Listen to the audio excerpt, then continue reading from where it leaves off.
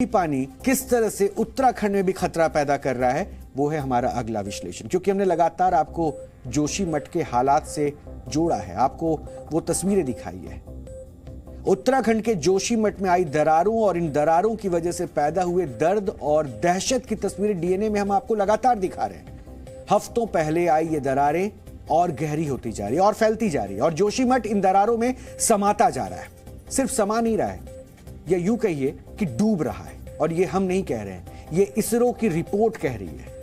Indian space research organisation ने जोशीमठ की जो ताजा तस्वीरें जारी की है वो डराने वाली है, क्योंकि ये तस्वीरें बताती हैं कि जोशीमठ धीरे धीरे धंस रहा है, डूब रहा है।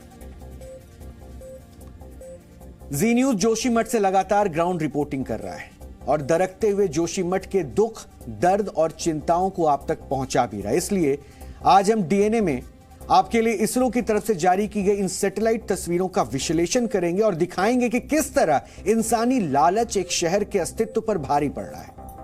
ये तस्वीरें जो लगातार हम आपको दिखा रहे हैं, ये तस्वीरें इसरो के कार्टोसैट 2 सैटेलाइट से खींची गई है और इस सैटेलाइट इमेज में जोशीमठ में होने वाला धंसाव साफ साफ दिख रहा है। Indian institute of remote sensing यानी कि IIRS ने जोशीमठ इलाके की अलग अलग वक्त पर ली गई सैटेलाइट तस्वीरों के आधार पर यह रिपोर्ट तैयार की है। IIRS देहरादून के वैज्ञानिकों ने जुलाई 2020 से मार्च 2022 के बीच जोशीमठ और आसपास के करीब 6 किलोमीटर इलाके की सैटेलाइट तस्वीरों का अध्ययन किया और इसके अनुसार 27 दिसंबर 2022 से 8 जनवरी 2023 के बीच यानी सिर्फ 12 दिनों में ही जोशीमठ 5.4 सेंटीमीटर तक धंस गया। जबकि इससे पहले भी अप्रैल 2022 से नवंबर 2022 यानी कि 7 महीनों के दौरान जोशीमठ 9 सेंटीमीटर तक नीचे चला गया था। यानी जितना धंसाव पिछले 7 महीनों में हुआ है उसके आधे से ज्यादा तो सिर्फ इन 12 दिनों में हो गया। हालांकि जोशीमठ के धंसने की प्रक्रिया नई नहीं है और रिपोर्ट के अनुसार जोशीमठ हर वर्ष करीब 6.62 सेंटीमीटर यानी करीब लगभग 2.6 इंच तक धंस रहा है, 2.5 इंच से ज्यादा। और इसरो के organisational national remote sensing centre यानी कि NSRC के अनुसार दिसंबर के आखिरी और जनवरी के पहले सप्ताह के बीच जोशीमठ में होने वाला धंसाव काफी बढ़ गया और वो काफी तेजी से नीचे खिसकने लगा। ये वही वक्त है जब वहां लोगों के घरों में अचानक दरारें आने लगी और इन दरारों ने लोगों को मकान, होटल, सड़कों और खेतों तक को उनके चपेट में ले लिया। सैटेलाइट तस्वीरों में देखा जा सकता है कि आर्मी हेलीपैड और नरसिंह मंदिर सहित सेंट्रल जोशीमठ इस जोन में आता है। ये सैटेलाइट की वो तस्वीरें हैं जो हम आपको दिखा रहे हैं। और इसमें सबसे ज्यादा धंसाव जोशीमठ औली रोड के पास करीब 7152 फीट की ऊंचाई पर देखा गया है, यानी सड़क पर खतरा सबसे ज्यादा है। यही नहीं, सैटेलाइट से ली गई इन तस्वीरों में जोशीमठ में स्थित सेना के हेलीपैड और नरसिंह मंदिर समेत पूरे शहर को संवेदनशील क्षेत्र के रूप में मार्क भी किया गया है। और यही वजह है कि इसरो की इन तस्वीरों ने जोशीमठ के लोगों की चिंताओं को और बढ़ा दिया है और अब वो सरकार से मुआवजे के साथ साथ मजबूत एक्शन प्लान की भी मांग कर रहे हैं। जी मीडिया संवाददाता विशाल पांडे लगातार जोशीमठ में मौजूद हैं और जमीनी हकीकत आप तक पहुंचा रहे हैं। इसलिए आपको इसरो की इन सैटेलाइट तस्वीरों पर हमारी ये ग्राउंड रिपोर्ट जरूर देखनी चाहिए।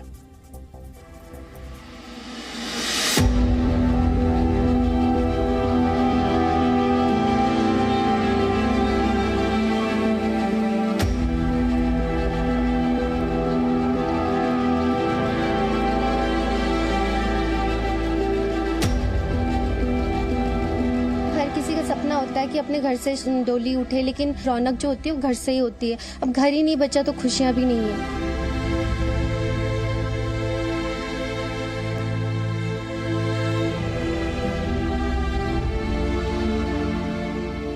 सदियों तक भारत की आस्था का मार्ग रहा जोशीमठ अब डूब रहा है।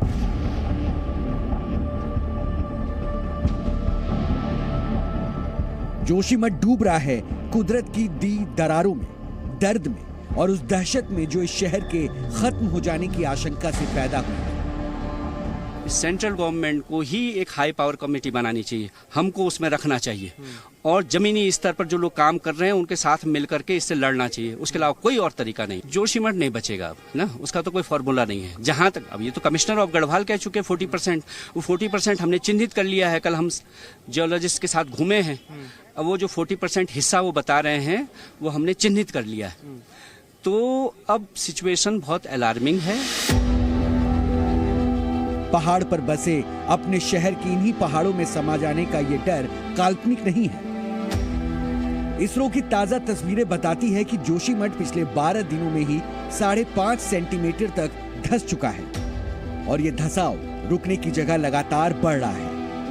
इसरो ने अपनी एक रिपोर्ट में कहा है कि पिछले 12 दिनों में 5.4 सेंटीमीटर जोशीमठ में धंसाव देखा गया है, यानी यह बहुत खतरनाक ट्रेंड यहां पर दिखाई दे रहा है। दरअसल जोशीमठ में पिछले कई दिनों से लगातार भवनों में दरार, मकानों में दरार और जमीन धंसने की तस्वीरें सामने आ रही हैं। लेकिन इसरो की इस रिपोर्ट के बाद सरकार क्या कदम उठाएगी, क्योंकि इसरो की रिपोर्ट काफी अलार्मिंग है जोशीमठ को लेकर। जोशीमठ को बचाने के लिए सरकार का अगला कदम क्या होगा, यह सबसे महत्वपूर्ण है। लेकिन बड़ा सवाल अभी भी बना हुआ है इतने दिनों के बावजूद भी कि जोशीमठ में जमीन धंसने, भवनों में दरार का मुख्य कारण क्या है, यह अब तक सरकार को पता नहीं चल पाया है। इसरो की इन तस्वीरों ने जोशीमठ के लोगों का डर और बढ़ा दिया है। अब वो सरकार से मदद के साथ एक मजबूत एक्शन प्लान की मांग कर रहे हैं। आर्मी के जनरल का बयान आ गया है, उस बयान को आप ठीक से पढ़िए, बिटवीन द लाइंस पढ़िए, उसके बाद आप खुद तय कीजिए कि क्या हो रहा है। मैंने तो कल भी अपील की थी प्रधानमंत्री से, मैं दोबारा अपील कर रहा हूं। अभी राज्य सरकार का मसला नहीं है, प्रधानमंत्री को इस पर हस्तक्षेप करना चाहिए और स्थिति को अपने हाथ में लेना चाहिए। इसके अलावा कोई तरीका नहीं। इसके अलावा जोशीमठ नहीं बच पाएगा? नहीं बचेगा, इसके अलावा नहीं। प्रधानमंत्री को आना चाहिए, स्थिति को देखना चाहिए। इनके बस का नहीं है, इनको देख लिया हमने। इसरो की तस्वीरों ने ही नहीं, उत्तर काशी में कल रात आए भूकंप ने जोशीमठ के लोगों का खौफ दोगुना कर दिया। हालांकि रेक्टर स्केल पर इस भूकंप की तीव्रता 2.9 ही थी, लेकिन उत्तर काशी में आए इस भूकंप को करीब 280 किलोमीटर दूर जोशीमठ में भी महसूस किया गया था। 12 जनवरी की रात और 13 जनवरी की सुबह उत्तर काशी में भूकंप के झटके महसूस किए गए। भले ही ये झटके उत्तर काशी में आए हों, लेकिन जोशीमठ की जनता के बीच में एक चिंता का माहौल जरूर देखा गया। क्षण यहाँ महत्वपूर्ण है जोशीमठ में, और ऐसे समय में जब हमारे आसपास के पर्वतों में ऐसे भूकंप के झटके आते हैं तो हम लोगों को और डर लगता है कि पता नहीं उसका असर यहाँ ना आ जाए। और जो कल हम लोगों ने इसरो का देखा रिपोर्ट, उसके बाद भूकंप के झटके की जो महसूस किया, जो सुन रहे हैं आपसे, उससे हम लोग काफ़ी चिंतित हैं। ईश्वर से ही प्रार्थना करते हैं कि कोई इस तरह की आपदा ना आ जाए, क्योंकि आपदा आएगी तो फिर बचना बहुत मुश्किल हो जाएगा। एक और भूकंप की मार पड़ सकती है और दूसरी ओर मौसम की मार से आप लोग अच्छी तरीके से परिचित हैं। यहाँ बारिश का मौसम है और बर्फ का मौसम है, तो वो भी जब मकानों पर लूट देगा और ऊपर से अगर भूकंप की आफत भी आई तो ये और ज्यादा भयानक स्थिति हो सकती है। पहले से लोग आपदा से, भूत हंसाओं की आपदा से परेशान है। अब अगर ऐसे में अगर भूकंप आता है या कोई बड़ी आपदा आती है तो लोग बहुत ज्यादा परेशान हो जाएंगे। कहाँ जाएंगे, क्या करेंगे। तिल तिल कर डूब रहे जोशीमठ के लोग बुरी तरह डरे हैं। वो सरकार से मदद की उम्मीद लगा रहे हैं। उन्हें अभी भी भरोसा है कि सरकार कोई ना कोई रास्ता जरूर निकाल लेगी, लेकिन सरकार के हाथ में अभी भी कोई ठोस उपाय नहीं है। इसरो की इस रिपोर्ट के बाद सरकार क्या कदम उठाएगी, क्योंकि इसरो की रिपोर्ट काफी अलार्मिंग है जोशीमठ को लेकर। जोशीमठ को बचाने के लिए सरकार का अगला कदम क्या होगा, यह सबसे महत्वपूर्ण है। लेकिन बड़ा सवाल अभी भी बना हुआ है इतने दिनों के बावजूद भी कि जोशीमठ में जमीन धंसने, भवनों में दरार का मुख्य कारण क्या है, यह अब तक सरकार को पता नहीं चल पाया है। अगर कारण नहीं पता चल पाया है तो समाधान कैसे निकलेगा। इसलिए सबसे बड़ा सवाल यही उठता है कि आखिरकार जोशीमठ के धंसने और भवनों में दरार का कारण कब तक पता चल पाएगा। शायद सरकार भी जानती है कि जोशीमठ की इन दरारों को नहीं भरा जा सकता, लिहाजा वो मुआवजे का मरहम लगा रही है ताकि जमीन की ना सही तो जनता के नसीब में आ चुकी दरारों को ही भरा जा सके। सरकार द्वारा एक अंतरिम रिलीफ पैकेज की घोषणा की गई थी, उसकी वितरण की कार्रवाई भी कल ही रात से हमने शुरू कर दी थी। करीब 42 परिवारों को हमने वो धनराशि वितरित कर दी है। समस्त जो प्रभावित परिवार हैं उन सभी के जो रिकॉर्ड्स हैं वो संकलित किए जा रहे हैं। रिकॉर्ड्स आने की प्रत्याशा में भी हम जल्दी से जल्दी हम प्रभावित परिवारों को शॉर्टेस्ट टाइम पॉसिबल में हम ये धनराशि उपलब्ध करा सकें, ताकि उनको कम से कम कठिनाई का सामना करना पड़े इस समय में। वही हमारा प्रयास है। जिला अधिकारी महोदय के मुताबिक जोशीमठ में अब तक करीब 170 लोग अपना घर खाली कर विस्थापितों की श्रेणी में आ चुके हैं और इनमें से कई लोगों को अंतरिम मदद के नाम पर राहत राशि भी दी जा चुकी है। लेकिन ये मदद सिर्फ अंतरिम ही है और जनता को अभी भी जोशीमठ पर सरकार के एक फुल प्रूफ प्लान का इंतजार है। सबसे बड़ा सवाल यही उठता है कि आखिरकार जोशीमठ के धंसने और भवनों में दरार का कारण कब तक पता चल पाएगा। लेकिन इसरो की इस रिपोर्ट के बाद सरकार को काफी सतर्क रहने की जरूरत है और जोशीमठ को बचाने के लिए कुछ नए कदम उठाने की आवश्यकता है इस वक्त। अब देखना यह होगा कि इसरो की इस रिपोर्ट के बाद सरकार क्या कुछ कदम उठाती है जोशीमठ को बचाने के लिए। कैमरामैन एस जयदीप के साथ विशाल पांडे, जी मीडिया, जोशीमठ, उत्तराखंड। हमने जोशीमठ की मौजूदा स्थिति के बारे में आपको अभी तक बताया। इसरो ने जो तस्वीरें जारी की है उन तस्वीरों में दिख रहा है कि किस तरह से जोशीमठ में धंसाव देखने को मिल रहा है और ये वैज्ञानिक तस्वीरें हैं। यानी डर और खतरा लगातार बढ़ता जा रहा है। हालांकि डर और दहशत के इस माहौल के बीच उत्तराखंड सरकार ने जोशीमठ और वहां के लोगों के लिए कुछ बड़े फैसले लिए हैं। कैबिनेट मीटिंग में लिए गए इन फैसलों के अनुसार जोशीमठ में जो भी लोग अपना मकान छोड़कर कहीं और जाने को मजबूर हैं, उन्हें 1.5 लाख रुपए की अंतरिम मदद दी जाएगी ताकि वो अपनी फौरी जरूरतों को पूरा कर सके। इसके लिए राज्य सरकार ने 45 करोड़ रुपए आवंटित भी किए हैं। इन लोगों के पुनर्वास के लिए आसपास की 5 जगहों को चुना गया है। इसके अलावा जो लोग किराए के मकान में रह रहे थे उन्हें सरकार 6 महीने तक 5,000 रुपए प्रति माह प्रदान करेगी और जिला अधिकारी चमोली की सिफारिश पर इस राशि को और बढ़ाया जा सकता है। जो लोग राहत शिविर में रह रहे हैं उनके खाने पर 450 रुपए प्रति व्यक्ति खर्च किया जाएगा और अगर वो कैंप में ना खाना चाहें तो इस राशि से कहीं भी खाना खा सकते हैं। इसके अलावा नवंबर 2022 से अप्रैल 2023 यानी कि 6 महीने तक बिजली और पानी का बिल माफ कर दिया गया है। इसी तरह जोशीमठ के आपदा प्रभावित लोगों से अगले 1 साल तक बैंक वसूली पर रोक लगा दी गई है, यानी इन्हें अगले 1 साल के लिए कर्ज पर राहत दी गई है। सरकार ने पशुपालकों को उनके जानवरों के चारे के लिए भी आर्थिक मदद देने का ऐलान किया है। इसी के साथ मुख्यमंत्री समेत प्रदेश सरकार के सभी मंत्रियों ने अपना 1 महीने का वेतन मुख्यमंत्री राहत कोष में देने का ऐलान किया है, जिससे जोशीमठ आपदा पीड़ितों की मदद के लिए खर्च किया जाएगा।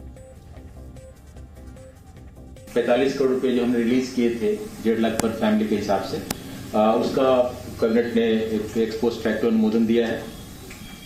इसके अलावा जो जमीनें चिन्हित की गई थी लोगों को विस्थापित करने के संबंध में, उसमें पहले कोटी फार्म पीपल कोटी गौचर का नाम था। 2 जगह और देखे गए हैं, गौख सेलम और ढाब। सहायता राशि जो पैकेज बनना है वो डैमेज असेसमेंट और सर्वे करके पैसे लेना चाहते हैं, कौन घर चाहते हैं, उसके बाद ये पैकेज सरकार उस पर निर्णय लेगी। जो लोग विस्थापित हो रहे हैं उनका लाइवलीहुड का भी लॉस हो रहा है, जीविकोपार्जन की भी क्षति हो रही है क्योंकि वो काम नहीं अभी है, खेती अभी लगभग खेती बंद कर दिया है लोगों ने, घर से अलग हो गए हैं। तो एक SDRF की गाइडलाइंस में एक व्यवस्था है कि जो भी व्यक्ति, जो भी परिवार विस्थापित हो रहा है उसके लिए उस परिवार के 2 व्यक्ति को मनरेगा की दर पे हम मजदूरी देंगे।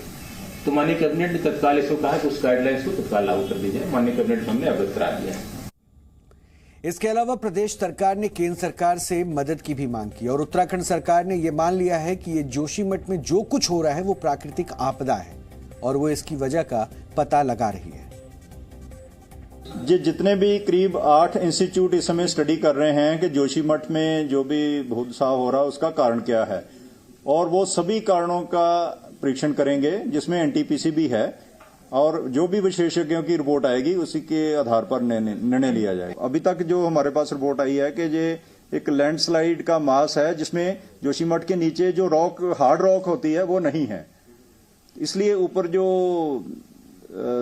मास है जिसके ऊपर घर वगैरह बने हैं वो थोड़ा लूज है। अगर हार्ड रॉक होती, जिन शहरों में हार्ड रॉक के ऊपर जो बसे हुए हैं शहर, वहां ये समस्या नहीं है।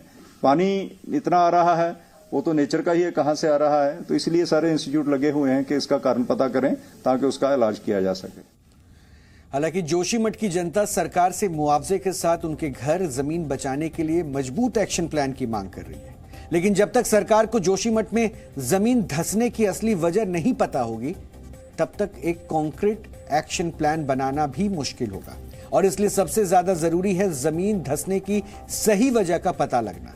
लेकिन जब तक ऐसा नहीं होता, सरकार के पास मुआवजा बांटने और लोगों को सुरक्षित जगहों तक पहुंचाना ही एकमात्र रास्ता बचता है। इसलिए हमने आपको जोशीमठ की उन हर तस्वीरों के साथ जोड़ा जिसमें हमने दिखाया कि किस तरह से पहले दरार की खबरें आई, दरार की वो तस्वीरें दिखी, उसके बाद वक्त के साथ बहुत तेजी के साथ वो दरारें और ज्यादा चौड़ी होती गई, लोगों के अंदर डर बढ़ता गया और अब सैटेलाइट की तस्वीरों से भी जोशीमठ की जो तस्वीर दिख रही है उसमें साफ और सीधे तौर पर ऐसा नजर आ रहा है कि जोशीमठ धंस रहा है और इसके धंसने की रफ्तार पिछले 12 दिनों में बहुत ज्यादा बढ़ गई है। इससे जोशीमठ के लोग और सहमे हुए, लोग डरे हुए। हालांकि दूसरी तरफ उम्मीद सिर्फ सरकार से है और यही कोशिश लगातार की जा रही है सरकार की तरफ से कि जोशीमठ के लोगों को अभी फौरी राहत दी जाए। लेकिन सवाल इन चेहरों का भी है, सवाल इन चेहरों के भविष्य का भी है, सवाल इन चेहरों के उस भूत का है, उस भूतकाल का है जिनके साथ इनका जुड़ाव है, यानी जोशीमठ से जुड़ाव है, उस घर से नाता है, उस घर से रिश्ता है जहां से इन्होंने कई सपने देखे। आज वो घर जमींदोज हो गए। बच्चे अपने भविष्य को लेकर असुरक्षित हैं कि क्या होगा, और इस असुरक्षा के माहौल से इनको इन कड़वी यादों से बाहर निकालना अब सरकार की जिम्मेदारी है।